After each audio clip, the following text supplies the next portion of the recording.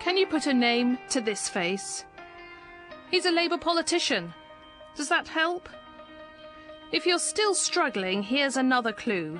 He's not a cabinet minister. His name is Jon Cruddas, and he wants to be the deputy leader of the Labour Party. I'm the most surprised person of all to think of myself as an aspiring deputy leader of the Labour Party. This is not how I assumed. I never thought I'd be an MP. So we're all on a journey. Jon Cruddas has begun his journey already. Here he is in Glasgow with Labour activists. But well before he became a deputy leader wannabe, or for that matter an MP, his new Labour credentials were pretty impressive. For nearly 10 years, Jon Cruddas worked behind the Labour Party scenes, privy to much of the Prime Minister's thinking, a fully paid-up member of the new Labour inner circle. Jon Cruddas worked for former Labour leaders Neil Kinnock and John Smith. In 1997, he came here to work for Tony Blair, though you wouldn't have seen him because he was a backroom boy.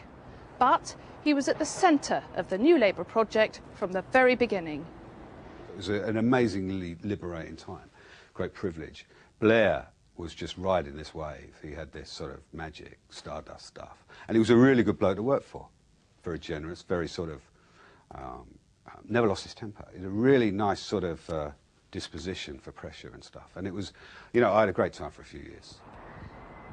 But by 2001, he felt it was time to move on and left Downing Street for Dagenham in Essex as the MP. Here, the deprivation and poverty reminded him why he'd gone into politics in the first place. He became disillusioned with New Labour and with the leader he had once so admired. There is only a finite amount of time that you can stay in this. 10 years is an awful long time to be Prime Minister of any one country. I think he still shows an extraordinary ability, a sort of durability now. That sort of magic of the early years has changed into a sort of resilient durability, which is very impressive, irrespective of whether you agree with it or not. I mean, the stuff he takes is extraordinary. But the page is turned. It's time to move on. It takes time and energy to fight elections, and it's the Labour activists who do much of the legwork. But Jon Cruddas says that the Labour Party is losing members at such a rate there'll be none left by 2013, and his priority is to reverse this. He was appalled when one cabinet minister told him it was now about a virtual party where members had no role to play, and he argues the cash for honours crisis has served only to cause more disenchantment. Even though it's corrosive and it's bleeding support for the party, that the charges will not be proven. And I'm sure there won't be charges brought to it, because I cannot believe that that's what was happening in Downing Street, because it is so at odds with the culture and the organisation that I know, that I'm sure it won't happen. But it's damaging. Oh, by definition it's damaging when every day, not a day goes past with more of this stuff sort of spilling out into the public domain. Liam Byrne, the Blairite whiz-kid and Labour minister, knows what it takes to win a marginal. He fought hard to beat the Liberal Democrats in his Birmingham seat. His business mind has helped Labour fine-tune their election machine. But not everyone agrees with the Cruddas critique. I think that Jon and I agree on a lot of the analysis. Where we differ is on the prescription.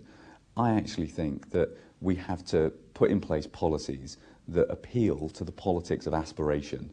It's that aspirational message that was crucial to us winning in '97 and again in the subsequent elections. And if we lose sight of that, we'll lose again. We'll lose at the next election. Aspiration is absolutely crucial, both to traditional Labour seats, but also to those seats that haven't got, decades of history of voting Labour. Well, Liam's a management consultant, right? And he's advising the party on a very precise strategy to sort of scientifically articulate the interests of a very small slice of the electoral landscape. Now, that's his prerogative, right? I've got a benign take on why that occurs. Jon Cruddas has pitched up here in Kingston. He's come to gee up Labour activists and believes that everywhere should have a strong Labour base if they're to cling on to power and keep David Cameron out of number 10.